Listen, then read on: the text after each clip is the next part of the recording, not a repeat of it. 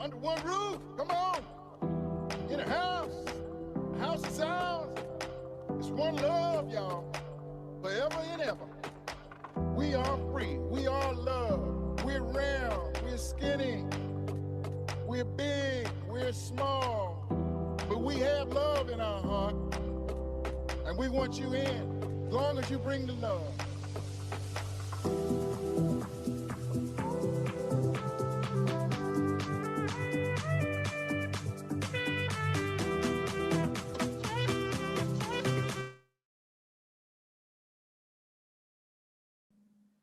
Muy bien, buenas tardes, señores, ¿cómo están? Vamos a comenzar la siguiente jornada de este congreso. ¿Se escucha bien? ¿Me confirman, por favor? Excelente. Muchísimas gracias. Bienvenidos a todos a esta nueva clase, esta nueva jornada de un tema fundamental que hoy es el día que estamos haciendo énfasis en las emergencias médicas. Mañana haremos énfasis especialmente en el trauma y pasado mañana especialmente en lo que es el rescate. Nos toca ahora, señores, un tema clave en las emergencias médicas. Las estadísticas son altas, alarmantes con respecto a las emergencias cardiovasculares. Es el tema que nos toca en este momento. Recuerden que siempre al finalizar la jornada vamos a tener un pequeño tiempo para pasar el código de asistencia, de manera que ustedes puedan confirmar su asistencia y recibir la certificación. Pero vamos a poner las cosas, como dijimos hace un momento, en el orden adecuado. La certificación es la segunda etapa. La primera es atender a la clase, absorber, aprender lo que más se pueda de los especialistas. Ese es el enfoque correcto, ese es el enfoque que todos tenemos que orientarnos en este momento. Si alguno de ustedes ha tenido dificultad en la generación del certificado, al finalizar esta jornada, esta clase, le vamos a pasar un email de contacto. No se preocupen que todo va a ser resuelto, ¿sí? Y tenemos un poquito de paciencia porque hay mucha gente, estamos muy contentos, muchísimas personas de todo el mundo, de manera internacional, nos están visitando en este día, y no es visitar, es trabajar en equipo. Estamos en este momento trabajando en un equipo internacional y le toca en este momento en esta jornada al doctor Orlando Querencio, nuestro querido profesor de esta institución. También están los demás doctores, profesores que nos acompañan, que también al final le vamos a dar un espacio para que también puedan participar y obviamente junto con el doctor Querencio. Les presento un poco, antes que el doctor se presente por sí mismo, por supuesto, el doctor Orlando Querencio es parte del staff de médicos profesionales y especialistas de esta institución. Es médico cirujano, médico especialista en clínica médica, cardiólogo universitario, doctor en ciencias de justicia criminal y ética, y bueno, tantas cosas más. El doctor Querencio tiene un currículum que si me pongo a leer todo, vamos a estar todo el día acá escuchando, porque es realmente una persona maravillosa, tiene una trayectoria y un caudal de conocimientos realmente sorprendente. Les animo a que estén atentos porque vamos a aprender muchísimo de nuestro querido compañero doctor Orlando Querencio. También estamos acá con el doctor Martínez, la doctora Zárraga, la profesora Bazán, también está justamente con nosotros la doctora Moral. Bueno, señores, a ver, doctor Querencio, te voy a dar el pase entonces para comenzar entonces esta jornada. Bienvenidos entonces. ¿Qué tal? Buenas tardes, Darío. Buenas tardes a mis compañeros profesores, que realmente gracias por el apoyo. Como dijo Tania, son 46.000 almas que nos están mirando y bueno, que Dios nos proteja. No, pero la verdad que cuando uno tiene la buena intención de transmitir y cuando están todos los conocimientos afirmados, y la verdad, después de haber escuchado esa clase espectacular de simulación, la verdad me quedé encantado con ese binomio de médicos que eran para felicitarlo, y ya teníamos algunos eventos parecidos con el profesor José Martínez y también con Tania en algunas oportunidades, pero ahora tuvimos el moño internacional de entender por qué ellos hacían hincapié en esto. Y la verdad que después de esa brillante exposición y combinación entre ida y vuelta con los alumnos, no me queda más que tratar de prender una vela y poder seguir brillando con el resto del grupo. ¿Qué tal, doctora Moral? Y ver cómo después de 800 años vamos a tener un fenómeno astrológico que es ver dos planetas juntos y rememorar lo que fue Belén hace más de casi 2000 y pico de años, que es ver una estrella a la madrugada y creer que la luz nos ilumina. Es como el pensamiento y el conocimiento. Como vimos el otro día, un portal que decía, todo lo que sabía hasta ahora no es suficiente, debemos seguir aprendiendo para poder seguir trabajando y ayudando a los demás. Y es cierto, como lo decía vos, y gracias por tu introducción, yo creo que lo más importante, soy médico y tengo ganas de seguir aprendiendo y seguir transmitiendo lo poco que sé y que me dio la oportunidad de la vida. Y también gozar de que el cabello de mi compañera Tania está perfectamente enlisado y eso significa que está tranquila, ¿sí? No está con los resortes puestos hoy, así que la verdad me da más ánimo todavía. Bueno, bienvenido a todos. Cuando hablamos de las emergencias cardiovasculares, en la mayoría de los talleres y cursos siempre se habla de un montón y un sinnúmero de emergencias en el cual siempre dejan de lado dos aspectos fundamentales, las arritmias, que muchas veces puede ser un fenómeno único primario o puede ser secundaria a una afectación propia del corazón, o sea, son afecciones primarias cardiovasculares y que pueden terminar con la vida. Y tendremos que tratar de aplicar los famosos, hermosos conocimientos que nos transmitieron recién en el anterior taller de la simulación y la reanimación cardiovascular con apoyo cerebral. Esto hace que me permitió y me tomé el atrevimiento de ahondar en las arritmias. Fue la forma que yo empecé cardiología, inicié con arritmología, colocaba los catéteres para hacer los electrofisiológicos y hacer las ablaciones, así que es un tema que realmente siempre me encantó. Y fui a buscar mis viejos slides, en ese momento hoy PowerPoint, en el cual hacíamos la base del conocimiento, porque esto no ha variado mucho, sí ha variado probablemente la tecnología de apoyo y de tratamiento, pero la fisiología y fisiopatología de la arritmia, desde el mismo momento que conocimos que el corazón tenía un automatismo propio, que desde el momento que nace ya tiene células especializadas que van a formar esa red entramada que abraza y se entrelaza entre las miofibrillas del corazón y nos permiten esa conducción automática y que depende mucho de un montón de fenómenos, tanto metabólicos como de concentración de distintos metabolitos. Eso nos permite a nosotros entrar en este apasionante mundo que es las arritmias. Así que bienvenidos a todos. Espero no transformar en un arritmólogo primario que enloquece con las teorías de electrofisiología. Así que si me permiten, voy a compartir una pantalla. Y antes de eso, les voy a recordar que dentro de las emergencias cardiovasculares, las propias del corazón, sin lugar a duda la vedette, es el síndrome coronario agudo, en su debut como mayor manifestación y letal, como es el infarto agudo del miocardio en personas jóvenes, toda la gama de la cardiopatía isquémica, de la angina estable crónica, los síndromes coronarios evolutivos, con o sin cambio del ST, la muerte súbita y, en último término, la insuficiencia cardíaca terminal. También tenemos otros eventos que a veces están asociados no al sistema cardiovascular o al complejo cardiopulmonar, como es la tromboembolia pulmonar, las crisis hipertensivas y la insuficiencia cardíaca como manifestación única en el fallo agudo del miocardio primario.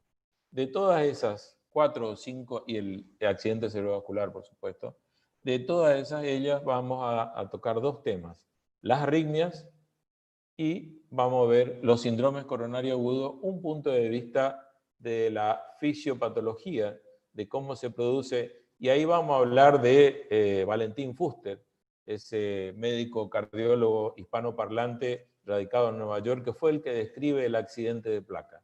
Ya lo vamos a ver cuando veamos los síndromes coronarios agudos. Así que voy a compartir.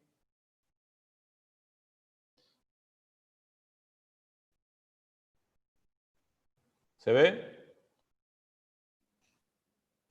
Sigue hablando, perfecto. Perfecto. Me tomé el atrevimiento de poner el símbolo por el cual yo empecé cardiología, que ustedes ven que es donde la fundación que empecé a trabajar hace más de 30 años. Bien. Entonces, primero, para reconocer las arritmias, tenemos que ver que el sistema de conducción propio del corazón está conformado por una red de fibras especializadas, como le dije al comienzo, y que son las que conducen y toman el comando de los latidos de este músculo tan noble como es el corazón. Y está compuesto por el nódulo sinusal, ¿sí?, en sus 3 fibrillas que conducen hacia la aurícula, tanto derecha como izquierda, el nódulo AB y la rama de As-Purkinje que se distribuye a nivel de los ventrículos. Esa expresión electrocardiográfica de impulso eléctrico nosotros lo registramos a través del trazado eléctrico, a través del electrocardiograma de superficie o también intracavitario, depende del método que usemos, y lo vemos a través de la expresión entre lo que sería el segmento P hasta el inicio de la R o de la S, depende del QRS que tenemos, es todo lo que significa la sístole de la aurícula, tanto derecha primero y posteriormente con un retardo de 0,04 segundos de la aurícula izquierda, y nos transcribe en el papel del electrocardiograma térmico lo que sería la onda P en sus 2 configuraciones y la configuración del PR. Posteriormente, el traspaso del impulso eléctrico a través del nodo AB hacia los ventrículos tiene ese retardo conformando el segmento PR al inicio del QRS y después la despolarización progresiva, primero de la cara ventricular del septum derecho, posteriormente el izquierdo, y configuran lo que sería el QRS. La repolarización de la P, nosotros no lo vemos porque está enmascarado generalmente dentro del QRS por la magnitud eléctrica que representa el QRS, y posteriormente la repolarización del ventrículo que está manifestado por el punto J a partir de ahí hacia lo que sería la T, el ST, tan importante para uno de los temas que vamos a ver hoy, que es la cardiopatía isquémica. ¿Sí? Nosotros podemos registrar a través del electro, de superficie, a través de un monitor, que también tienen, va a depender de diferentes tipos de monitores, con registros en el cual puede ser extratorácico o también intracavitario a través de los procedimientos invasivos del electrofisiológico, el registro de Holter, que es la grabación de del ritmo del corazón durante 18 a 22 horas, o lo que le dije anteriormente, que es el estudio electrofisiológico, que es la colocación de un catéter de sólido que va a través de la arteria femoral, de la vena femoral, perdón, y se ingresa a las cavidades para poder registrarlo.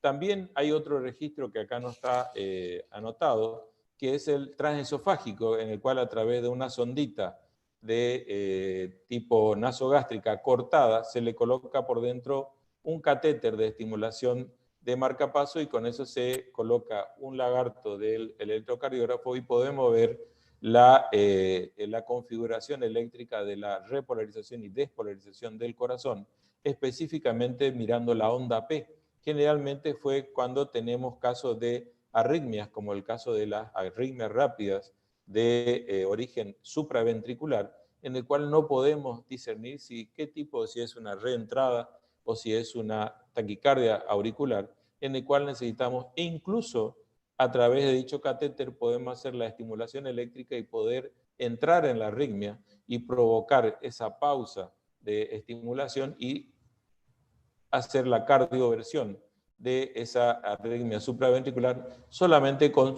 hiperestimulación o supraestimulación transesofágica. ¿Qué pregunta yo tengo que hacerme cuando veo un electro? ¿Sí? Las 3 preguntas esenciales son: ¿hay QRS aparentemente normales? ¿Hay onda P o actividad auricular? ¿Qué relación hay entre la P y el QRS? Estas 3 preguntas, si nosotros nos hacemos en forma escalonada y protocolizada, así sistemáticamente, nos va a permitir tener una apreciación sindromática de lo que es el electro.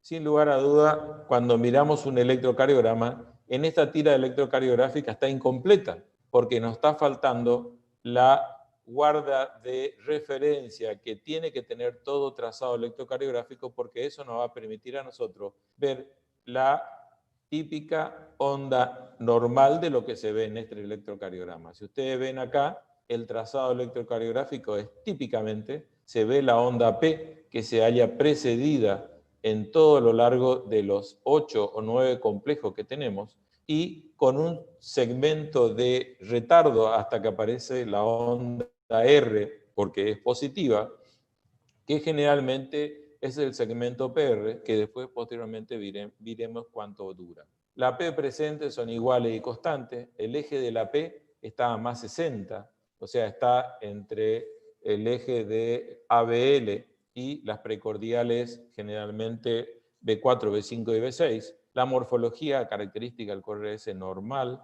la P siempre precediendo al QRS y siempre una P va seguida de un QRS. La bradicardia, para hablar, vamos a tener que hablar de la fracción de menos de 60 latidos por minuto. Una taquicardia va a ser mayor de 100 latidos por minuto.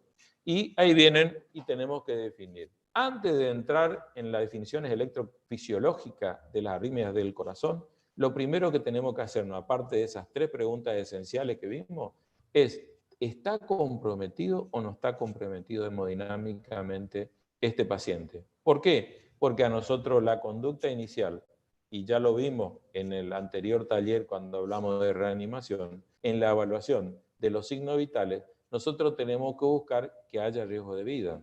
En una taquiarritmia, si no hay compromiso hemodinámico, a nosotros nos va a permitir hacer el paso siguiente del algoritmo diagnóstico e incluso ver la posibilidad de qué tipo de terapéutica o conducta terapéutica es farmacológica, es otra conducta no farmacológica, ya sea eléctrica o por sobreestimulación. Por eso siempre nos tenemos que preguntar en qué condiciones se halla la víctima o el paciente. ¿Está hemodinámicamente compensado? Y esa palabra característica que todos usamos, está hemodinámicamente compensado, se refiere a que no está hipertenso, no está hipotenso, no está taquicárdico, o sea, sí, está con una taquiarritmia, pero esa taquiarritmia permite desplejar totalmente, poder palparle en los pulsos periféricos, o es tan rápido que prácticamente no se percibe y solamente se percibe el latido a nivel de los latidos carotídeos. Todo eso nos está hablando de que probablemente tenga una perfusión o una hipoperfusión y realmente esté comprometiendo hemodinámicamente a la víctima o al paciente y terminemos con una urgencia de arritmia y que tengamos que terminar haciendo una medida de salvataje.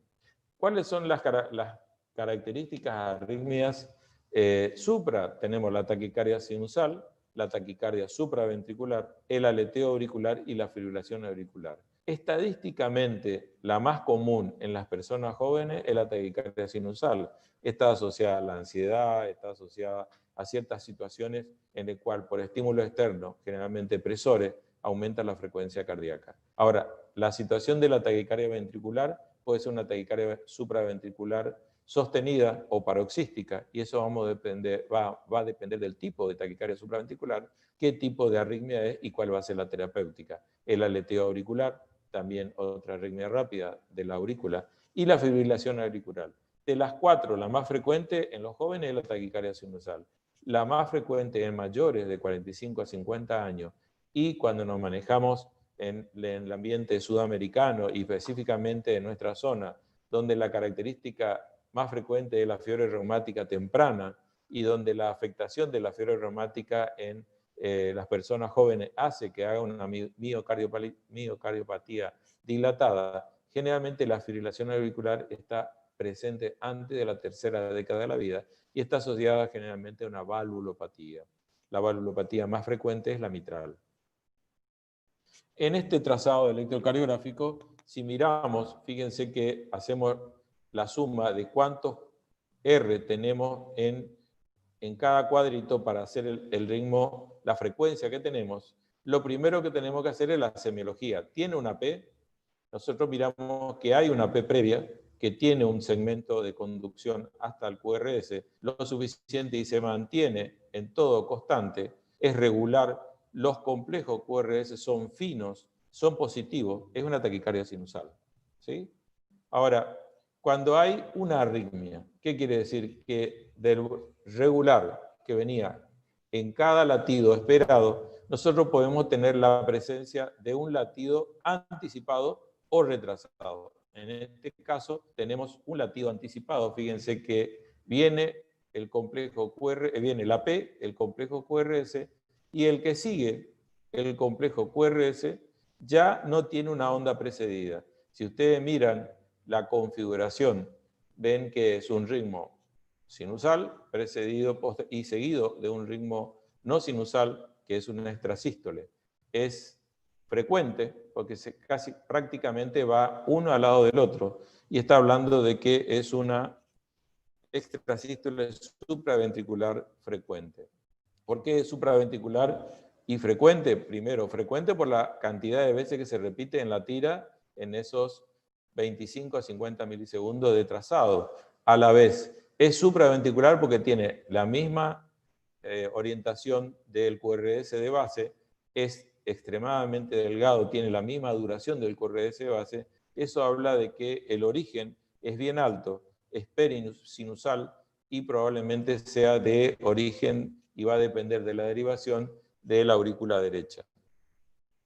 ¿Sí? Otro componente, fíjense que acá tenemos, si miramos el complejo, tiene ciertas características que aparecen. Tenemos el QRS regular, pero se interpone una inflexión positiva al terminar la T. ¿Sí? Esos son extrasístoles que van a mirar supraventricular de otra característica y de otra morfología. Entonces, la taquicardia paroxística supraventricular. La frecuencia del QRS es rápida, mayor de 100. Los QRS son regulares. El QRS no tiene alteraciones morfológicas de la configuración y puede verse onda P. Generalmente a veces son invertidas. El PR puede estar cortado menos de 0,08 milisegundos o dentro o luego del QRS, o sea, está metido dentro del complejo QRS. Fíjense acá, tenemos el mejor ejemplo, en el cual vemos que es una taquicardia supraventricular, pero es tan rápido que generalmente el QRS está enmascarando la onda P. Eso hace que no nos permita ver, y muchas veces se haya metido la P en el dibujo de la QRS, si me permiten la expresión. Otra arritmia, fíjense que esta es una taquicardia sinusal, comparando con la anterior, fíjense que la configuración de los electros son diferentes para tener una imagen para comparar en lo que es la taquicardia sinusal. Esta arritmia sí ya es alta, es rápida, y la primera pregunta que me tengo que hacer, esta frecuencia prácticamente está cerca de los 300 latidos por minuto, porque cada QRS está abarcando prácticamente cada fracción de la grilla del trazado del papel. Eso nos está hablando de que la frecuencia es altísima. Lo primero que me tengo que preguntar es si no tiene compromiso hemodinámico. Pero fíjense que la positividad del QRS está hablando de que el origen es alto, ¿sí? Es un aleteo auricular con una conducción 1-1.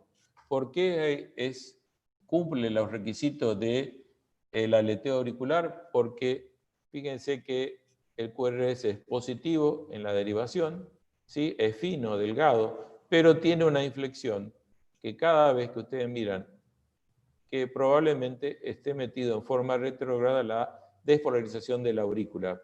Probablemente en la onda de estímulo de inicio de esta arritmia se halla en la base de las aurículas, y eso no permite ver el complejo de despolarización de la aurícula, que es la P. Otra arritmia que vemos acá, fíjense que es un aleteo auricular, mismas características a la anterior, y si ustedes miran el dibujo, es la mejor técnica para poder contar la frecuencia de la R y de la P, donde esperaría encontrar la onda P. Fíjense que cada inflexión aparece para hacer el mapeo de la aparición de la onda P. En este caso, otra arritmia supraventricular, en relación a las anteriores, tiene un patrón muy característico para el cardiólogo, que le llama el patrón en serrucho. Fíjense que tiene unas inflexiones negativa, positiva, que es el QRS, y tiene otra inflexión que va acompañado de 3 a 4 inflexiones cada QRS. Es regular la aparición del QRS, Esto es un aleteo auricular con bloqueo 4-1. O sea, cada vez que se produce la contracción de la aurícula a nivel auriculoventricular, es bloqueado 3 o 4 de la conducción y solamente pasa uno de los complejos QRS. Esto tiene una característica periférica en el pulso periférico, en el cual generalmente a la persona se le encuentra con un pulso de baja frecuencia, dado que tiene una conducción de 4-1, está en un promedio de 60 o menor latidos por minuto, pero que la contracción de la aurícula está arriba de los 300 por las inflexiones que presenta. Otro tipo de arritmia, fíjense la misma, claro, pero este es un aleteo auricular, pero con un bloqueo variable. ¿Por qué bloqueo variable? Si nosotros nos miramos y comparamos, en este los QRS aparecen en forma secuencial específicamente en los tiempos que se espera por el bloqueo 4-1. En cambio, en esta se anticipa uno de los complejos QRS y eso nos está hablando de que es un bloqueo variable.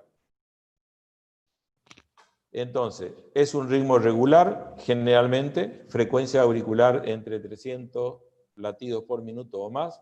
La actividad de la aurícula tiene como diente de sierra, que es lo que vimos. La frecuencia ventricular generalmente entre medio a un cuarto de la auricular.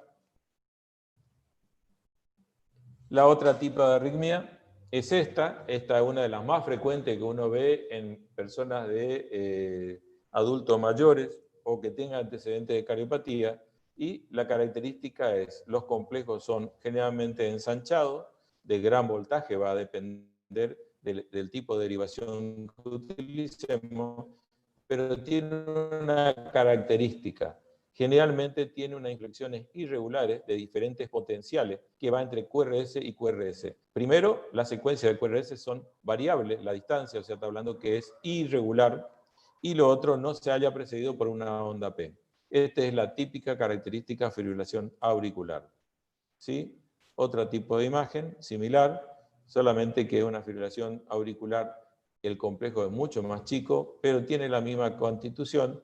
Los complejos QRS son de apariciones irregulares, sin una onda P definida, sino tiene una inflexión positivo o negativo en el trazado horizontal que nos permiten sospechar o creer que probablemente sea la despolarización de la aurícula. Generalmente esto va asociado de grandes dilataciones auriculares, por eso la gran desorganización de la parte de la despolarización eléctrica de la misma. La fibrilación auricular tiene los criterios: no presenta onda P, no se ven onda F, la actividad auricular está ausente o es caótica en relación a la amplitud y la frecuencia. Los QRS generalmente no están alterados. El intervalo RR es variable, como vimos en los ejemplos. Acá vemos otra arritmia en el cual vemos complejos QRS precedido por P, pero en los extremos vemos dos ritmos que son, si bien siguen el mismo eje del QRS de base normal, pero característica. No tiene una onda P, está de mayor voltaje y eso es una extrasistolia ventricular monomorfa y grado 1 por la aparición. Fíjense que la característica prácticamente son similar. Eso está hablando del origen prácticamente en la base del ventrículo. ¿Sí? Acá vemos otro tipo de extrasístoles ventriculares. Fíjense la característica tal QRS y aparece un complejo QRS anómalo que hace una pausa compensadora, que si nosotros sacamos el cálculo de la frecuencia cardíaca de base y la aparición de la extrasístole, generalmente esa pausa compensadora es duplicando el tiempo de aparición del próximo QRS. Es una extrasistolia ventricular monomorfa, pero ya frecuente de grado 2. Otra arritmia parecida a la anterior, esta es una bigeminada. ¿Por qué? ¿Por qué es bigeminada? Porque va un complejo normal, una extrasístole, un complejo normal, una extrasístole. Ahora, ustedes se van a preguntar, ¿qué importancia tiene esto desde el punto de vista clínico? Generalmente la víctima se queja de palpitaciones, como que el corazón le galopa o que por momentos se le detiene, que son las manifestaciones clínicas frecuentes de las arritmias. ¿Sí? acá tenemos dos tipos de complejos. Tenemos el complejo QRS normal. En el tercer complejo aparece un complejo QRS totalmente aberrante, ensanchado, más de 0,12 a 0,14 milisegundos de duración, con una onda T opuesta al QRS de base. Generalmente tiene una característica muy de origen ventricular, esto no es supraventricular. Lo mismo pasa con el quinto complejo, que tiene otro eje. Fíjense que este es un eje prácticamente todo positivo. La segunda extrasístole tiene de otro origen, por eso tiene una denominación extrasistolia ventricular polimorfa de grado 3, porque tiene un polimorfismo de distintos orígenes o distintos focos ectópicos que están provocando la anticipación de estos estímulos eléctricos y evita que se haga la normal despolarización del nódulo sinusal. En este caso son extrasístoles ventriculares, pueden ser bigeminadas o trigeminadas, ¿sí? Extrasistolias ventriculares en dupla o tripleta, grado 4A o 4B, que va a depender del tipo de empastamiento del QRS, porque está hablando de que no solamente hay un trastorno de la conducción a nivel AB, sino también hay una conducción intraventricular, y eso muchas veces son secuelas de necrosis isquémica o necrosis prácticamente del tejido miocárdico. Eso está hablando de que hay un problema o un retardo en la conducción a ese nivel, y lo que se refleja en estas inflexiones tan empastadas de los QRS. Acá vemos otra arritmia. Fíjense, la característica de esta arritmia es una extrasístole ventricular de R sobre T. ¿Por qué es importante esta arritmia? Que los electrofisiólogos hoy están diciendo que no es tan importante. Sin embargo, muchas veces en el Holter, en pacientes que son estudiados las arritmias en forma remota a través del Holter de 24 horas de arritmia, se detecta que generalmente la primer extrasístole que termina en una taquicardia ventricular es una extrasístole que cae en un fenómeno que se llama R sobre la T. Fíjense que viene la repolarización del QRS, está en la curva de ascenso de la repolarización, que es lo que sería la onda T, y ahí viene la descarga de esa extrasístole. Esa extrasístole generalmente produce esta despolarización del ventrículo, hace la pausa compensadora, pero si vuelve a repetirse, muchas veces termina con lo que ustedes están viendo acá, que es una fibrilación o taquicardia ventricular. Por eso estas son pródromos muchas veces, arritmias que pueden causar la muerte. Es muy importante, y por eso el arritmólogo, cuando ve el informe del Holter, el paso siguiente de esto es pedir un electrofisiológico para producir los estímulos y a ver si puede provocar en forma de laboratorio, en gabinete, la taquicardia ventricular y fibrilación ventricular, con todos los riesgos posibles. En este caso vemos bien manifiesto el ejemplo. Fíjense, acá está como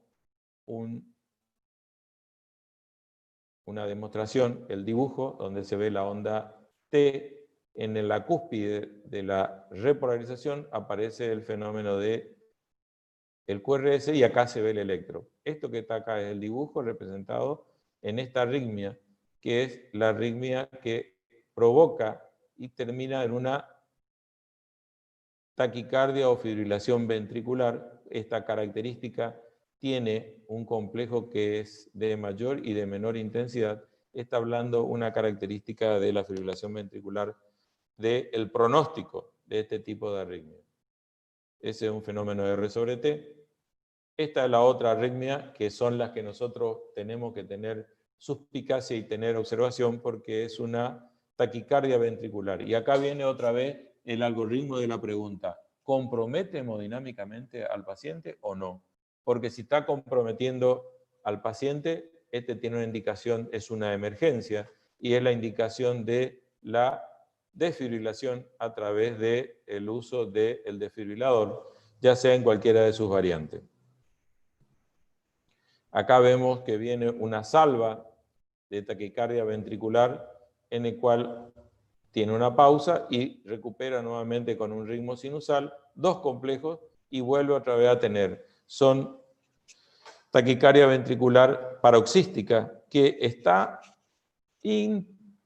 avisando, si me permiten la expresión, de que es un pronto episodio de taquicardia ventricular sostenida y de generación de una fibrilación ventricular. Son pacientes hemodinámicamente inestables, con hipoperfusión, hipotensión, malperfusión periférica. Generalmente, si es una persona adulta mayor, termina con trastorno del sensorio y es una emergencia, hay que tratarlo rápidamente para poder detener la taquicardia que está en ese evento. Características: frecuencia ventricular entre 140 a 250 latidos por minuto, generalmente es regular. La configuración del QRS es constante. El QRS de configuración distinta al del ritmo sinusal. El QRS es generalmente mayor a 0,12 segundos. Tenemos otras arritmias que están asociadas a algunas alteraciones del nodo AB. La frecuencia ventricular generalmente entre 60 y 100 latidos. El ritmo generalmente es regular. La figuración del QRS es constante, es regular. La configuración es distinta al ritmo sinusal, o sea, la polaridad del mismo es diferente. Generalmente excede la normalidad del QRS en su duración, mayor de 0,12 segundos. General, va siempre sin onda P. Eso nos da el origen idioventricular. Generalmente hay que asociarlo o diferenciarlo de la taquicardia ventricular tipo torsión de punta. Esta es la única arritmia en la cual está indicado el uso de un fármaco, como el caso de la fenitoína, que es la que se utiliza a veces en arritmología para poder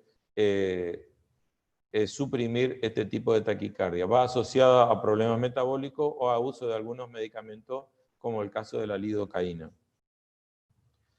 Frecuencia ventricular rápida, la amplitud del QRS cambia en forma sinusoidal, o sea, como si fuera que el eje va subiendo y bajando, o sea, positivo o negativo, desde el punto de vista del electrodo que lo está observando, puede alternar con periodos de ritmo normal con el QT prolongado.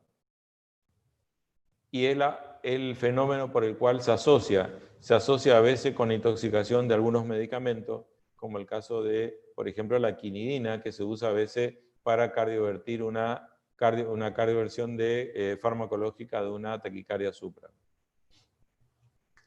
Esta es una arritmia, sin lugar a duda, que ver en el monitor a nosotros nos tiene que poner las banderas rojas, anaranjadas, porque es la situación en la cual sabemos que es una fibrilación ventricular, generalmente y siempre va sin perfusión, por lo que es una emergencia y en el cual ya veremos el protocolo de actuación.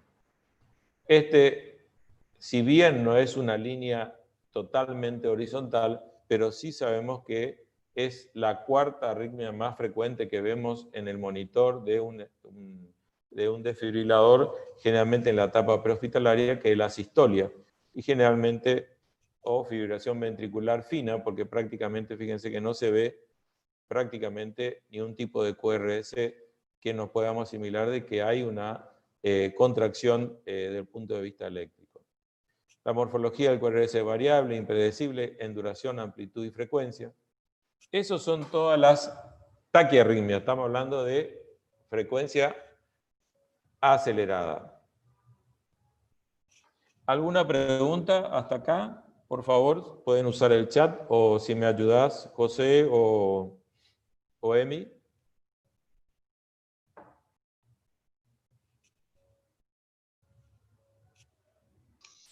Está muy clarito, doctor, está muy bien. Más clarito, echarle agua. Sí. Ahí estamos pendientes de las consultas por chat. Yo tengo conectado el marcapaso extra transtorácico acá para que no me agarre a mí la arritmia. Porque... Bien, la verdad que mi primera experiencia, dicen que cuando uno habla en un taller no hay que contar anécdotas, pero hay anécdotas que valen la pena. Mi primeros pasos en cardiología fue, y cometí el error más grande de mi vida, decirle a un arritmólogo que quería hacer cardiología. Entonces me dice, no, mira, el libro a vos que te conviene porque es básico, Watanabe. El Watanabe tiene 2 tomos. Si hay un libro complejo de arritmia, es el Watanabe. Toda la vida lo odié. Es mi padrino de casamiento, todo lo que yo quiera, pero realmente le odié porque nunca pude terminar ese libro. Así que me fui a otro libro de semiología de arritmia, que anduve tranquilamente, pero el Watanabe nunca lo pude entender. Es de origen portugués, brasilero. Es uno de los mejores arritmólogos junto con uno de los argentinos. Pero bueno, así que si no hay más preguntas, seguimos. Vamos a las bradiarritmias.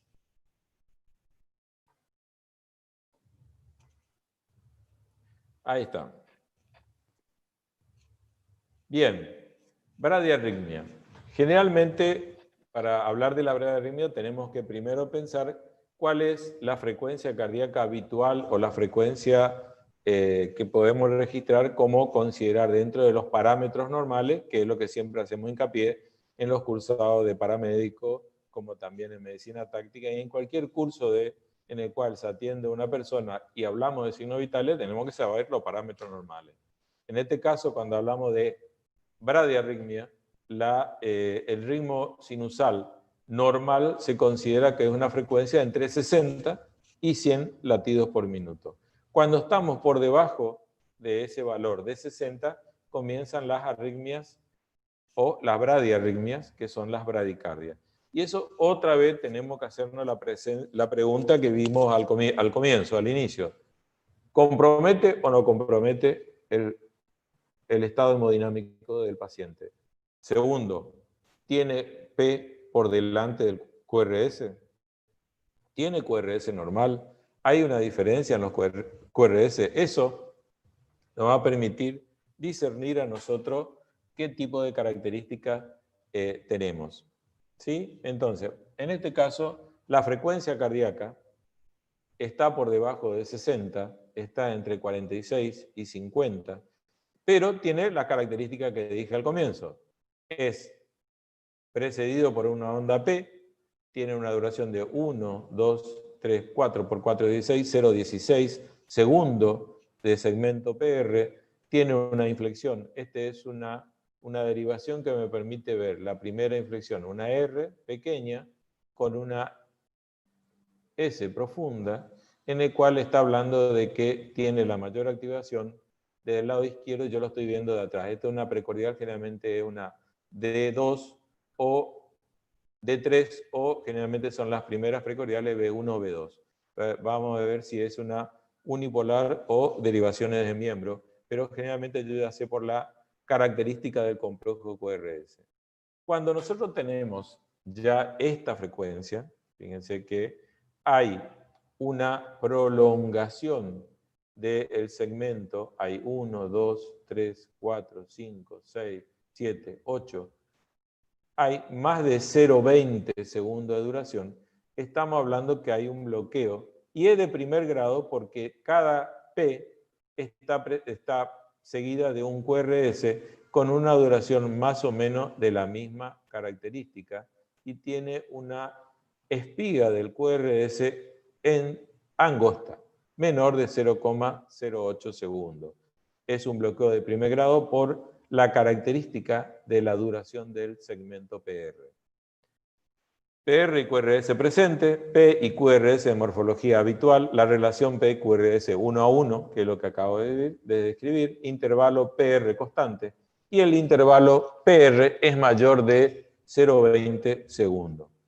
Ahora, cuando tenemos ya esta característica en el cual vemos que viene la onda P, se prolonga hasta salir el QRS, viene una que tenemos una inflexión que esperamos que sea una P porque tiene la misma característica que la anterior, pero resulta que no pasó al ventrículo, no se estimuló, y hay una pausa prácticamente del doble, y aparece recién una onda P, sí, con su conducción 1, 2, 3, 4, 5, 6, con un segmento PR, un PR alargado, pero va seguido un QRS. Este tipo de bloqueo es un bloqueo AB de segundo grado tipo Movich o Wenkebach, ¿sí? En este caso viene raudamente la P conduciendo, pasa por el nodo AB, llega al ventrículo, lo despolariza, este aquí que viene y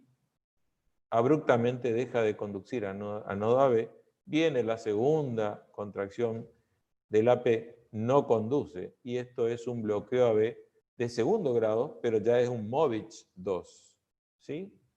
En este caso, fíjense, tenemos P, QRS, viene la T, la P, misma configuración, tiene un agrandamiento y sobrecarga biauricular, porque fíjense el componente auricular derecho y con ensanchamiento posterior del izquierdo tiene una sobrecarga biauricular. Esta persona generalmente puede ser un hipertenso, puede ser también un EPOC, porque tiene sobrecarga, pero resulta que este EPOC no conduce a nivel AB y tiene ausencia de conducción. No hay despolarización del ventrículo, viene nuevamente, otra vez no conduce, otra vez no conduce, otra vez no conduce. Esto es un bloqueo AB de segundo grado de conducción 1-1, ¿sí? Conducción 2-1, perdón. Bloqueo AB. P y QRS presente y morfología habitual. Dentro del periodo observado falta un QRS. El QRS siguiente al faltante tiene configuración normal. El tipo 1 hay prolongación del PR como vimos hasta el bloqueo. Y en el tipo 2 el PR es constante, solamente que desaparece la conducción a nivel AB y no tenemos QRS. Sí, acá tenemos otro ejemplo. Fíjense que este es un bloqueo AB de tercer grado, es un bloqueo completo, porque la P va a pasear por un lado y el QRS anda paseando por el otro, ¿sí? Entonces no hay una conducción a nivel AB, entonces vemos registro de la onda P, registro del QRS, registro de la onda P, fíjense que no está conducida, acá hay una P retrógrada, entonces es un bloqueo AB de tercer grado, ¿sí? Y este caso es el bloqueo AB de tercer grado completo, en el cual, fíjense, viene el complejo, aparece una inflexión que se asumiría que la P está bloqueada, aparece nuevamente conducción P, conducción QRS, aparece una nueva P, no conduce, entonces tenemos uno conduce, otro no conduce, uno conduce, el otro no conduce. Es un bloqueo AB de tercer grado completo. No hay relación entre la onda P y el QRS. Los QRS pueden ser normales, pero en general están ensanchados. La frecuencia del QRS es regular, 15 a 40 latidos por minuto, porque es un ritmo idioventricular bajo. Generalmente los marcapasos por debajo del aurículo ventricular no tienen posibilidad de exceder los 50 latidos por minuto. Generalmente son menos de 50, llegan a 40, también que es un indicador. Entonces, cuando hablamos de bradiarritmia, lo primero es evaluar el ABC, ¿sí? Asegurar la vía aérea, administrar oxígeno, colocar una vía intravenosa, conectar monitor, oxímetro, de pulso y tensiómetro, ¿sí? Evaluar signos vitales, revisar historia clínica, examen físico, electro de 12 derivaciones. Y acá viene algo muy importante. El electro de 12 derivaciones no tiene que hacerse a la hora de ingreso al departamento de emergencia. El electro es prácticamente parte del examen físico, o sea, no debe pasar 10 minutos desde que ingresó el paciente al departamento de emergencia y en el cual ya debe ser valorado con un trazado electrocardiográfico de 12 derivaciones. Una placa de tórax si hace falta, ¿sí? Signo y síntoma serio.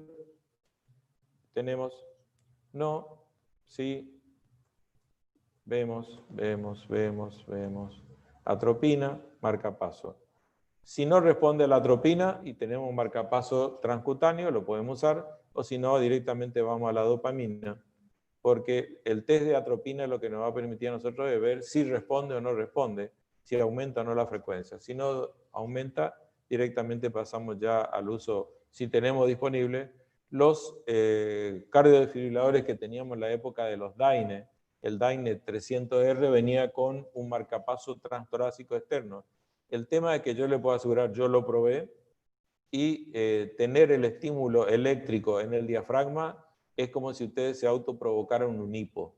También produce en el electro extrasístole, y eso lo hemos probado, pero realmente al paciente es muy molesto, así que muchas veces generalmente se pasa a otro tipo de apoyo de la frecuencia cardíaca a través de la colocación de medicamentos, sino directamente la colocación de un marcapaso intracavitario transitorio. Estamos hablando siempre del departamento de emergencia y no en la etapa prehospitalaria. Etapa prehospitalaria, valoración de signo, tiene síntomas serios, la medicación por excelencia es la colocación de oxígeno, mejorar la oxigenación, tratar si es posible una vía intravenosa, por la forma que le quede mucho más rápida para colocar, y ver ya la posibilidad de la evacuación y contacto con su centro de referencia, porque un paciente con una frecuencia menor de 40 y que tiene sintomatología probablemente termine con un bloqueo AB completo y terminemos realizando maniobra de resucitación porque es un paciente que se puede complicar. La otra variante es el isoproterenol, 2 a 10 microgramos kilo. Si no tiene ningún tipo de manifestaciones serias, bloqueo AB de segundo tipo 2, bloqueo AB de tercer grado, la posibilidad es no, sigue la observación. Todos estos pacientes en la etapa prehospitalaria deben ser derivados, no con urgencia o emergencia, sino simplemente derivados para completar la valoración si estamos en la etapa prehospitalaria y no contamos con un electrocardiógrafo en la ambulancia. Si contamos con el electrocardiógrafo en la ambulancia, o podemos tener un registro a través del monitor con los nodos desfibriladores, como lo dijeron hoy en el anterior taller, ya tenemos la posibilidad incluso de oxicagniógrafo y de oxímetro, que ya va incluido en el multiparamétrico. Eso nos permite a nosotros, incluso vía transponder, mandar a nuestro centro de operaciones, donde hay un médico de guardia, si nosotros somos paramédicos. Si ya estamos en el departamento de emergencia, ya llegó el paciente con su vía periférica, con oxigenoterapia, le hacemos el electro y vemos que es un bloqueo de segundo grado tipo 2 o un bloqueo AB de tipo 3. No, lo observamos y tenemos la valoración y pedimos la interconsulta con cardiología porque probablemente termine haciéndose un Holter o una evaluación invasiva a través de un electrofisiológico. Si es cualquiera de esas situaciones, un bloqueo de segundo grado tipo 2 o de tipo 3, preparar marcapaso y con el marcapaso transcavitario como puente. Así que tener en cuenta eso. Fíjense, acá hay una arritmia, escape unional, característico, acá se ve la onda P, conduce, hay un retardo y los nódulos subsidiarios al nódulo sinusal están a la espera.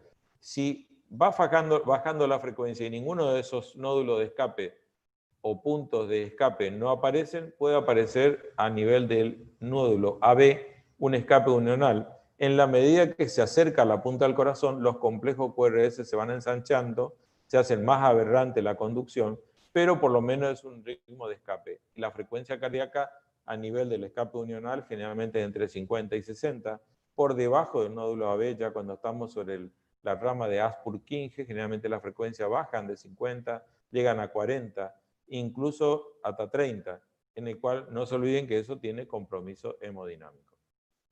Los QRS son anormales en el ritmo de escape, son mayores de 0,12 segundos la duración, la frecuencia de escape es 40 o menos, actividad auricular ausente o está disociada. Ok, hasta acá llegamos con las arritmias. No voy a entrar con la reanimación cardiopulmonar, que ya fue un tema.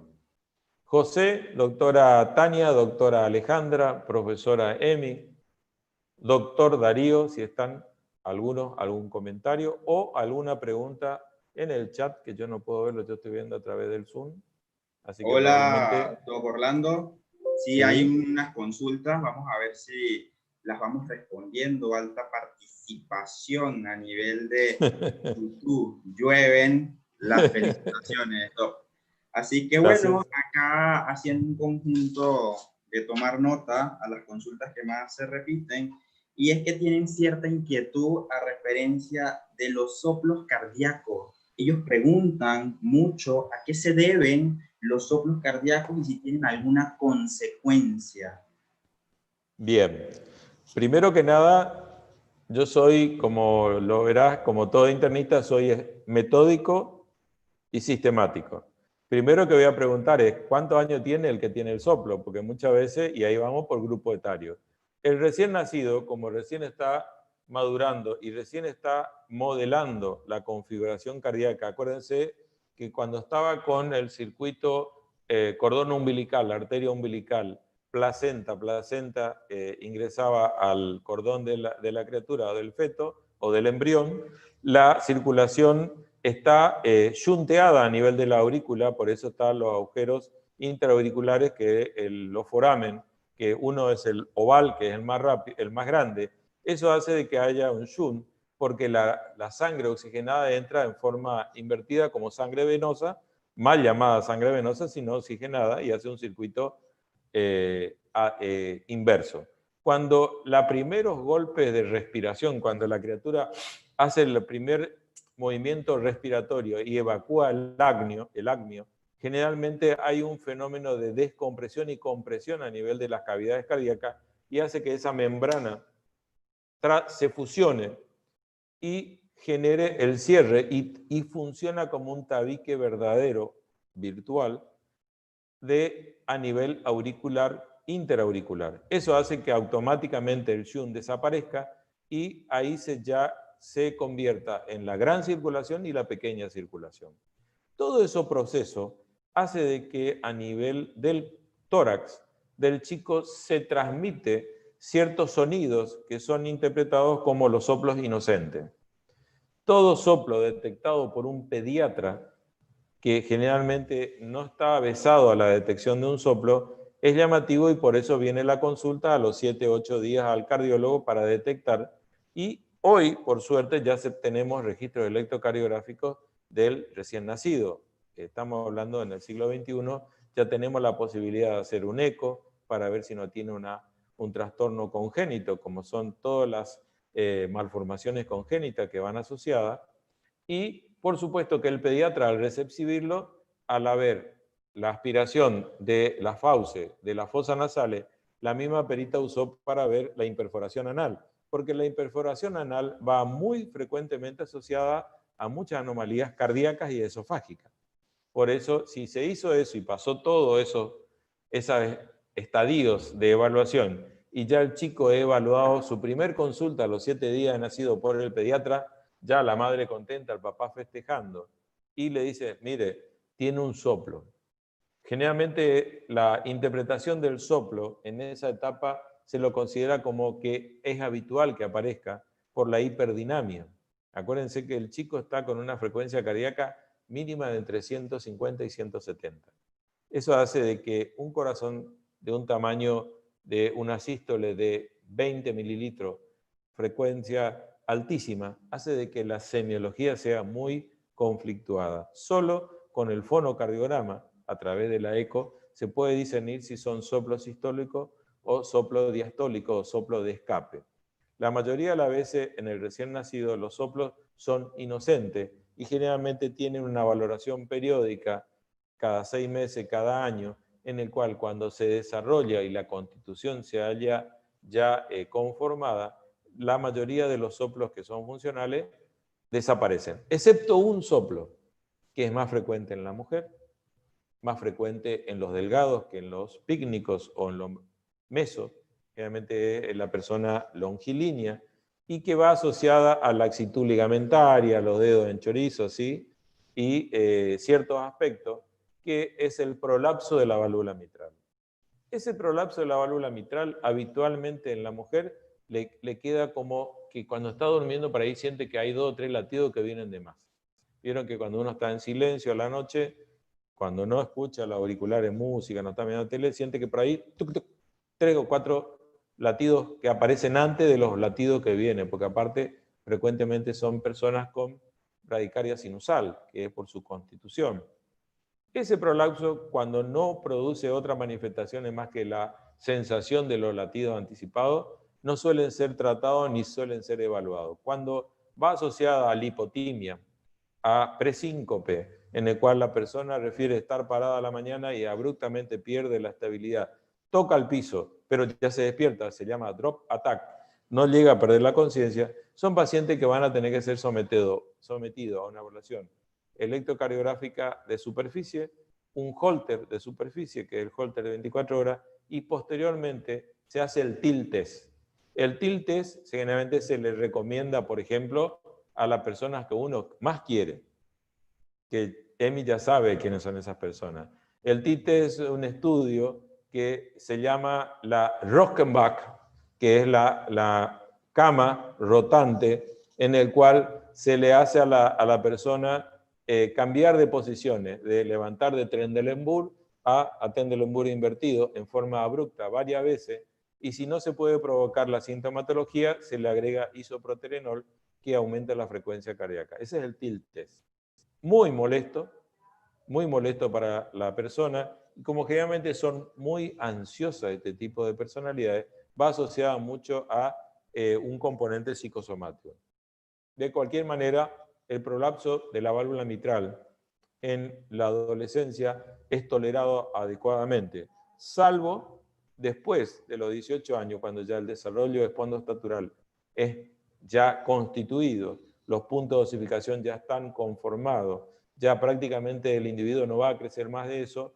Si el prolapso mitral ya se transformó en una insuficiencia mitral, es pasible de un tratamiento, incluso llegando a la cirugía cardíaca. Ahora, cuando el soplo aparece, fíjense, me fui del recién nacido, hoy se detectan los soplos ya dentro del útero de la madre, a través de los ecos transvaginal y transabdominal, transparietal. Pero ya cuando vamos al adulto y empiezan a aparecer los soplos y está asociada a sintomatología, sí ya tiene hay que darle la importancia, hay que consultar al cardiólogo porque hay que hacer una serie de valoraciones que va del electrocardiograma, el ecocardiograma en modo M para ver la característica del corazón, las cavidades, el Doppler color en toda su forma para ver las cámaras, para ver las disfunciones valvulares, y hay una patología que es frecuente, que se ve en medicina interna, que son las enfermedades reumáticas o la del tejido conectivo, que muchas veces tienen nódulos en las cuerdas tendinosas de esa válvula y a veces produce la rotura por la tensión, y eso produce la disfunción y el flap de esas válvulas, y lo que hace son esos soplos, ya sea sistólico o sistólico por restricción, o lo diastólico de escape por el caso de las disfunciones valvulares. O sea, son soplos que hay que darle la importancia necesaria porque pueden reflejar una enfermedad o una patología cardíaca que, tomada a tiempo, muchas veces el tratamiento no es tan complicado como cuando uno deja pasar, porque si son enfermedades valvulares, cuando ya comenzamos la cuarta, quinta década de la vida, viene el hermano que siempre nos acompaña, que es el calcio. La esclerosis y las calcificaciones valvulares hace que termine el individuo con insuficiencia y estenosis, la más frecuente la aórtica, y generalmente va acompañado de dolor precordial, que a veces confunde con los síndromes coronarios. Cuando aparece el presíncope o síncope, quiere decir que ya está en una estrechez lo suficientemente como para producir la muerte súbita, y ese paciente tiene una indicación quirúrgica ya de meses anteriores. Así que fíjense, fui de un soplo inocente a un soplo molesto, a un soplo que refleja una enfermedad. No sé si hay otra pregunta, José. Creo que fuimos a la valvulopatía, ¿sí? Hay una Conste muy que no leí interesante valvulopatía. acá, doctor. ¿Eh? Hay una muy interesante aquí, doctor, A que ver. hace referencia en atención prehospitalaria en la ambulancia. ¿Cuál es el tratamiento post-paro en viajes largos? ¿Cuál es el Atención protocolo post-paro. ¿Qué tema? Exactamente. ¿Qué tema? Hoy, por suerte, hoy hicieron 3 preguntas en el taller anterior para lo que estuvieron. Uno, ¿qué diferencia había o cómo podía diferenciar la básica de la avanzada? Yo le voy a hacer una síntesis. La reanimación cardiopulmonar es in toto. La reanimación cardiopulmonar es perfusión. Entonces, la reanimación es lograr, cuando el corazón no anda, reemplazarlo del corazón a través de las compresiones. Darío, que siempre nos muestra ese hermoso video de Luca, por el cual Luca, en ese periodo, en esa instancia post-paro, en el cual recuperamos, se llama ROT, que es la recuperación del ritmo propio, se tiene que hacer el sostenimiento post-paro. El sostenimiento post-paro tiene 3 elementos importantísimos. Lo primero, si recuperó el ritmo y no se observa déficit, es un buen candidato para la hipotermia relativa, porque son los cuidados de hipotermia. Contacto con su centro de referencia y calcular que va a tardar entre 40 y 50 minutos. Segundo, un aporte de oxígeno adecuado. No hablamos en ningún momento de dispositivo extra más que la ventilación adecuada a través de máscara y si es posible la asistencia de cualquier elemento supraglótico. Y tercero, la administración de un adrenérgico para sostener la contractilidad, pero en dosis baja, como el caso de la dopa. No usar dobutamina porque produce vasodilatación periférica, hipotensión y mayor compromiso. Son los tres elementos que tengo que tener. Generalmente, si la ambulancia es de alta complejidad, ese monitor multiparamétrico tiene que ir los electrodos, ya no más la paleta, sino tiene que ir los electrodos básicos, que generalmente la mayoría hoy ya vienen con 6 a 8 derivaciones, en el cual tienen las derivaciones de miembro y tiene también algunas precordiales para poder hacer en forma selectiva, y eso permite el monitoreo completo. Si tienen un oxicaniógrafo, por supuesto, porque lo que a nosotros nos interesa no es la saturación, sino es la perfusión del tejido. Y eso lo va a ver el oxicaniógrafo, como lo explicó muy bien hoy Víctor, y también el compañero, el médico, el colega de Venezuela, en el cual nos explicó perfectamente cuál es el concepto de la reanimación. O sea, los cuidados posparo tienen que tener la visión, si yo voy a un centro de referencia de alta complejidad que puedo usar la hipotermia de las primeras 24 o 48 horas ha demostrado con algunos elementos que mejora mucho la sobrevida del individuo. Sin lugar a dudas, si tuvo ritmo propio en la ambulancia, le felicito, porque es muy pocas chances de tener ritmo propio en la etapa inicial. ¿Por qué? Porque generalmente son paradas no asistidas, no hay testigo. Entonces no sabemos el tiempo de lapso que llegó entre la primera compresión y la llegada del socorro médico definitivo. Entonces, por eso es importante, pero lo que acabo de decirles son los pilares esenciales para el cuidado o el sostenimiento posparo.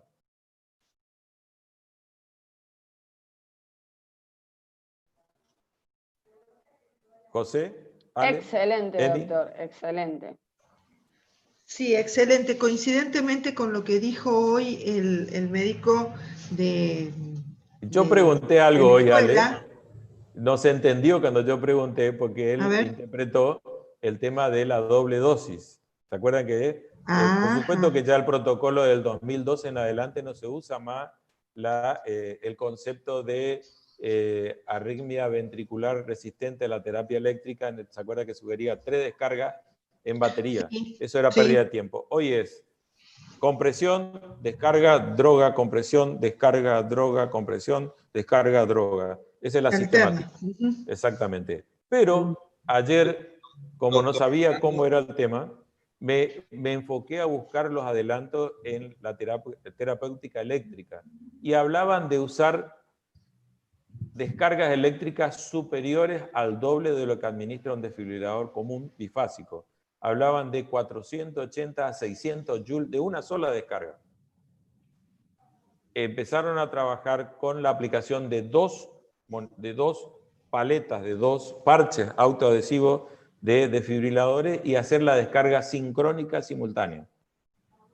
Y demostraron en aquella asistolia en el cual entraban y salían, y habían hecho las T y la H y habían sacado todas las situaciones, lograron una posibilidad de recuperación, un ritmo que generalmente podía después ser sostenido. Generalmente este tipo de adopción ya son maniobras de rescate en el cual vienen un montón de inventos que generalmente no están probados. Esto fue un trabajo, salió en un New England, de ahora de octubre, en avances eléctricos en la terapéutica de la parada cardíaca extrahospitalaria, hablaba. Bien, era eso lo que quería aclarar, perdona, Ale, porque me acordé, ya había anotado, pero por ahí malinterpretó. Doctor Orlando, Sí, ahí te hago una consulta porque, bueno, veo un debate allí en el chat como, bueno, es otra hora, otro seminario. A ver si nos puedes aclarar o ampliar un panorama en relación a el preinfarto. ayer, porque quizás están ingresando. Eso es como cuando va a llegar tu Otra primer vez día a con la el casa de tu preinfarto. suegra. Claro, ¿Sí? ya El primer veíamos. día que te presentan en la casa de tu suegro. Tal cual. Eso es un preinfarto. ¿Sí? Porque tu novia te dice, no, porque papá es militar. Papá se levanta a las 5 de la mañana, él pone, en mi casa era así, ponía el chamamé, mi papá no era militar, colocaba el chamamé y empezaba a barrer la galería y con el rabo de la escoba te pegaba por la puerta para que te despierte, porque era hora de levantarse antes que salga el sol. Ese es como el preinfarto. No, hay dos escuelas que estudian los síndromes coronarios agudos, en el cual la escuela mexicana es la mejor escuela semiológica del electrocardiograma asociado a las isquemias, los síndromes coronarios. Ellos tenían el síndrome intermedio, que era mal llamado preinfarto. El síndrome intermedio, después con la aparición de la CPKMB, con la troponina T y hoy con la mioglobina y con los anticuerpos monoclonales, se sabe que hay un daño miocárdico sin demostración eléctrica, pero sí con una pequeña espícula de demostración de las enzimas. Entonces, ahora cuando veamos síndromes coronarios, yo le voy a mostrar que hay 4 o 5 enzimas que no están relacionadas al corazón, pero que hablan de daño. Y eso eran los daños miocárdico mínimos. CPKMB de menor de 1, la fracción molar, o troponina T menor de 0,1. ¿Es un infarto o no? Y ahí vienen los problemas entre el cardiólogo, el emergenciólogo, el hemodinamista, porque el hemodinamista está con el catéter en la mano, va a poner en la femoral y ¡bluc! Se lo va a la coronaria y le quiere dilatar. Porque el hemodinamista dice, es mejor una arteria abierta en un infartado que tener una arteria cerrada en un infartado. Se llama el síndrome de remodelación. Sí, ¿Sí? desde el punto de vista del emergenciólogo, sí. Exactamente, y es la hibernación miocárdica en el cual nosotros después vemos la apoptosis del miocardio. Nosotros vemos el corazón que se está latiendo, pero no miramos adentro qué está pasando con la miofibrilla que sufrieron la isquemia. Eso termina dañándose y viene la apoptosis, que es la muerte progresiva del miocardio. Y dicen, no, pues si yo le dilaté la coronaria, yo le di los antiagregantes, le di los anticoagulantes, tenía un electro pero perfecto, y mira, ahora está dilatado, dígame si no es el caso Maradona. Miocardiopatía dilatada, necrotóxica, ¿no es cierto? En el cual lo que hizo el corazón se fue dilatando porque no podía manejar las presiones, porque aparte va asociado a hipertensión. Que es una hipertensión leve, pero es un miocardio débil, el músculo va achicando, el bife, como decimos los cardiólogos, se va dilatando porque tiene que manejar mayores volúmenes y no quiere aumentar la presión porque no le da suficiente fuerza. Por eso, no existe el preinfarto, existe, de acuerdo a la escuela americana, los síndromes coronarios agudos. Sin leer el chat, pero eso lo tengo memorizado porque peleaba con todo el mundo. El síndrome coronario agudo va del dolor de pecho, de inicio brusco, sin sintomatología previa, de 4 a 6 horas de duración, acompañado de escalofrío, sensación de muerte inminente. El que sufrió un dolor de pecho asociado a la isquemia miocárdica, en su vida se va a olvidar. Y cada vez que está nervioso, cada vez que se pelea con la mujer, cada vez que se pelea con el jefe, le va a doler el pecho, porque le queda la memoria del dolor en los fascículos nerviosos de conducción retardada, que es la memoria del dolor. Entonces, por eso, el paciente tipo A, personalidad histérica, ansioso, que quiere ya el típico argentino, nervioso, ese se infarta nuevamente porque generalmente hace dolor, hace vasoespasmo, una coronaria ya mal, con una calidad de perfusión muy deficitaria, y no se olviden que tiene otra cosa. El corazón se nutre a través de arterias que perforan la pared. Si la pared está contraída, dura, no puede atravesar ese vaso, no se abre el vaso para mandarle sangre al subepicárdico y al epicárdico. Por eso la mayoría de los primeros infartos en el loco, si me permiten la versión, loco calentito y nervioso, siempre hace infartos epicárdicos en la periferia, bien periférico, y después va yendo hacia adelante. Y por eso tiene como si fuera un triángulo que es de superficie, es la base del triángulo, y el vértice es hacia la cavidad del corazón. No se olviden eso porque eso tiene características en la circulación miocárdica similar a la del cerebro. Así que no le pongan, es lo mismo que hablar en parada cardíaca, masaje cardíaco. Yo escucho masaje cardíaco y me pongo así con los pocos pelitos que tengo acá de punta. ¿Por qué? Porque es compresión torácica. Yo al masaje cardíaco es cuando le abrí el tórax, le puse la mano con guante en el ventrículo y hago esto. ¿Sí? Muy poco lo pueden hacer. Y muy poco tienen la oportunidad y nunca sale esa persona, salvo que esté en una cirugía cardíaca y donde el cirujano le pega el primer paletazo, le pone 7 joules, 20 joules y le dice el anestesista, estamos en 35 grados central, la perfusión está al mango y sigue pléjico. Entonces le dice, bueno, se calza y empieza a hacerle masaje. Cuando el cardiocirujano está en el tórax empezando a hacer masaje cardíaco, prepárense porque viene una recuperación de 7-8 días en hipotermia, totalmente vasopléjico y esperar a ver si abre los ojos o no a la semana.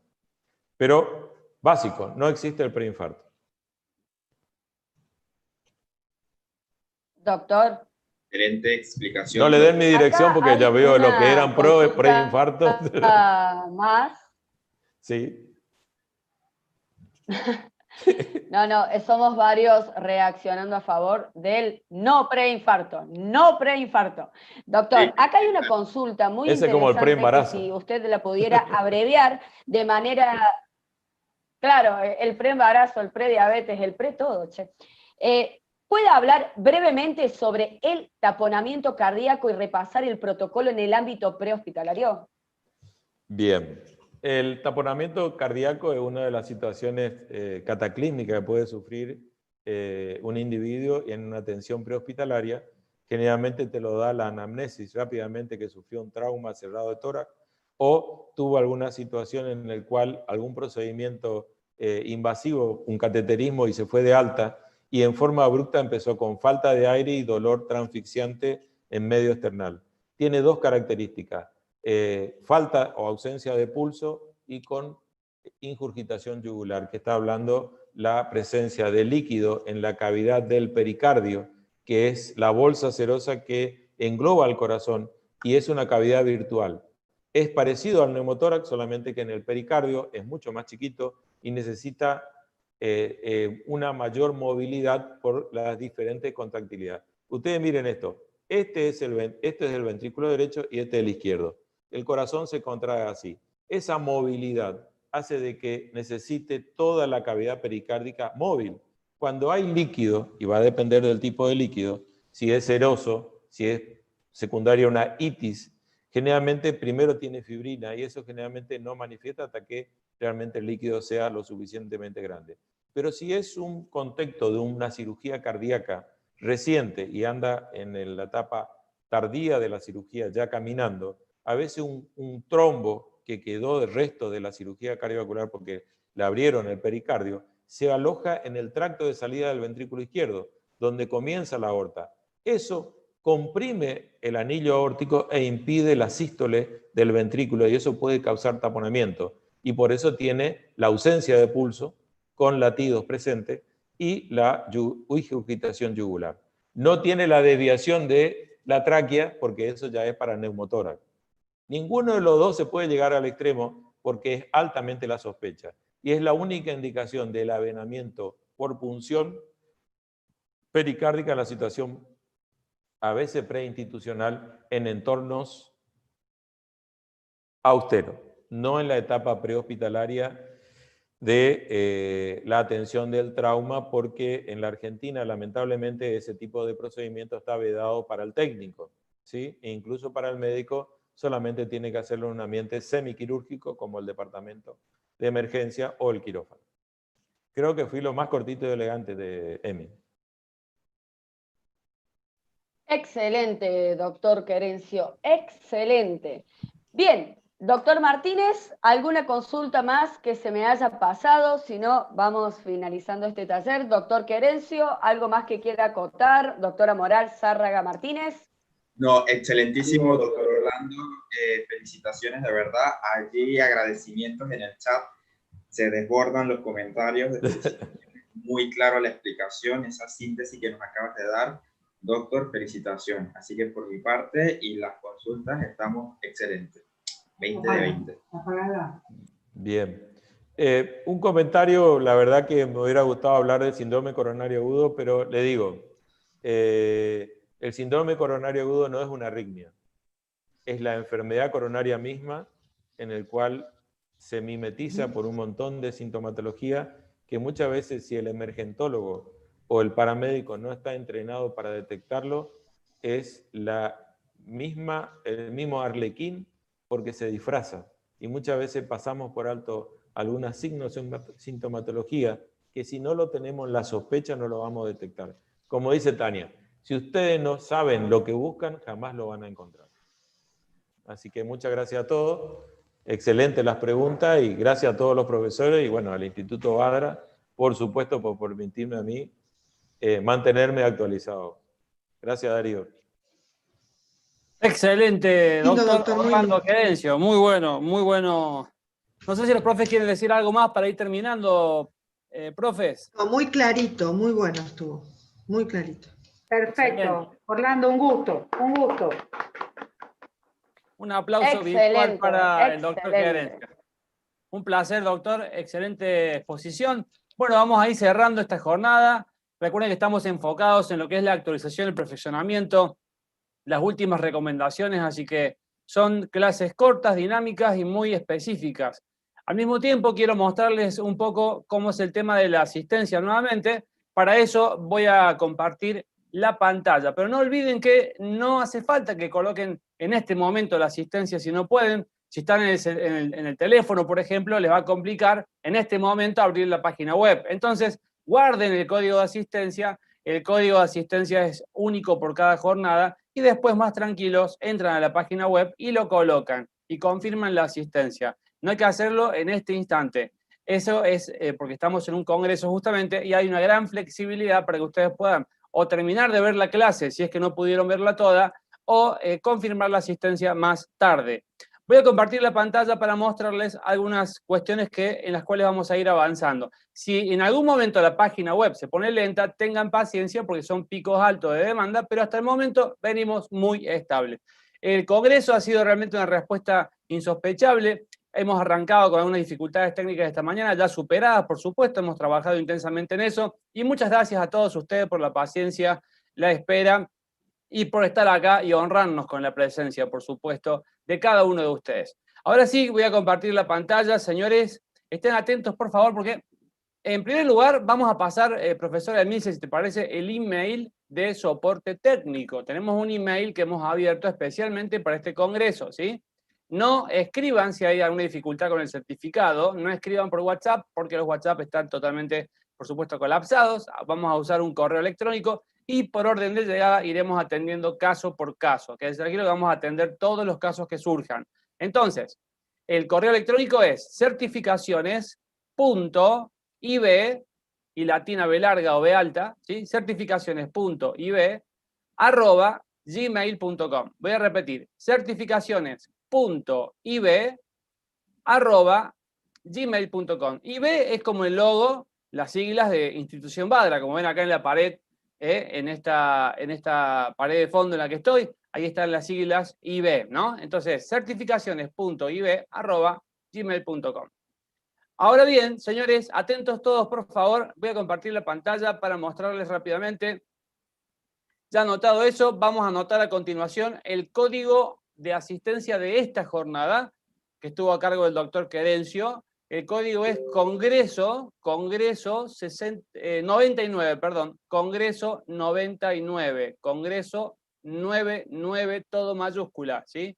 Ese es el código de asistencia. ¿Cómo hacer para colocarlo? Lo vamos a ver a continuación. Entrando a la jornada y colocando el DNI, que como ya dijimos muchas veces, que a veces confunde un poco porque hay países que no se usa DNI, pero se usa el número de catastro, número de enrolamiento, etcétera. Cada cual tiene su número que lo identifica como ciudadano de su país. Ahí lo colocamos al número y ponemos confirmar DNI.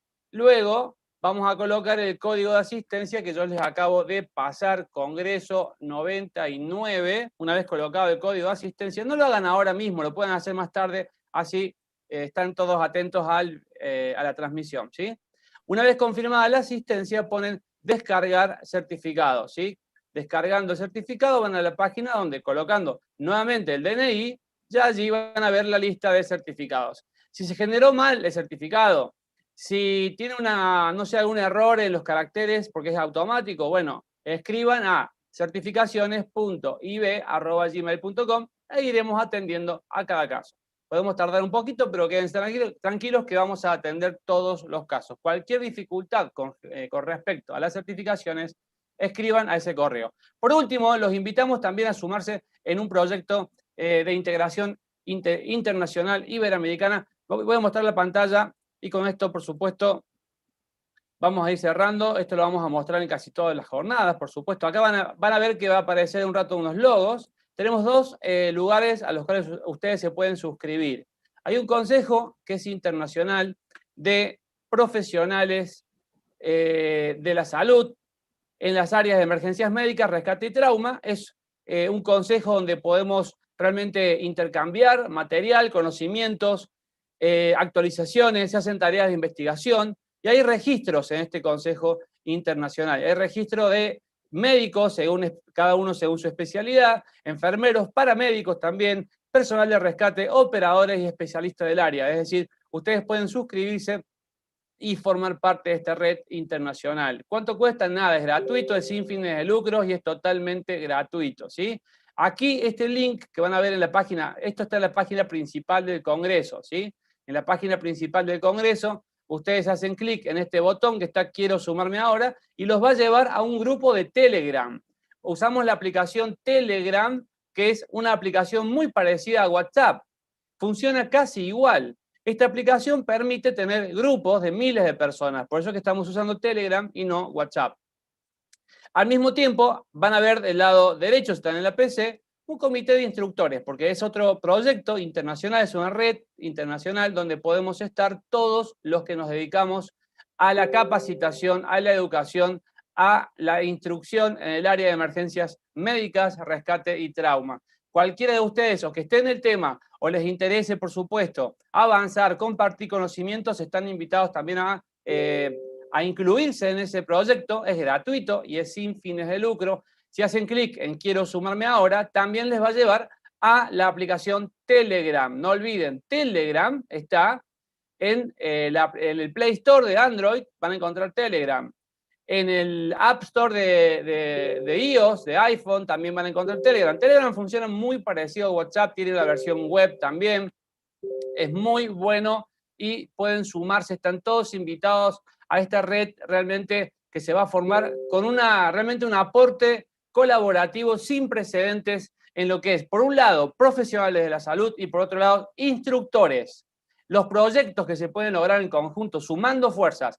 En esta institución tenemos esta visión de unir, de sumar, de compartir, de pechar hacia el mismo lado, y así podemos llegar entre todos a nivel internacional, podemos llevar muy lejos. La educación es la clave, la educación es el secreto que abre muchas puertas para mejorar no solamente la situación de salud, sino también mejorar este mundo. Por eso que estamos en este proyecto. Les invitamos, por supuesto, a sumarse.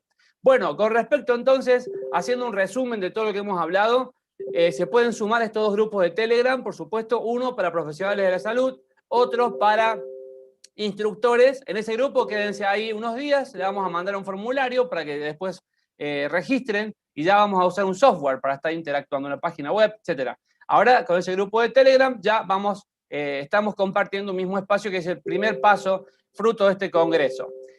Segundo, el código de asistencia es Congreso 99 de esta jornada que ha dado el doctor Orlando Querencio. Guárdenlo el código, lo pueden colocar más tarde, mañana, no hay apuro, ¿sí? Y señores, por supuesto, lo que les haga falta, estamos en contacto. Vamos a seguir en minutos nada más con la siguiente jornada. Qué bueno, 3 días realmente de una gran cantidad de conocimientos compartidos. Realmente son 3 días que hay muchas jornadas muy específicas con respecto a cada tema, pero es una gran oportunidad para que todos ustedes se puedan actualizar y también conocernos. Qué bueno que es compartir este espacio y ver ese chat que se mueve Señores, arde el chat de gente que es de una gran cantidad de países de habla hispana.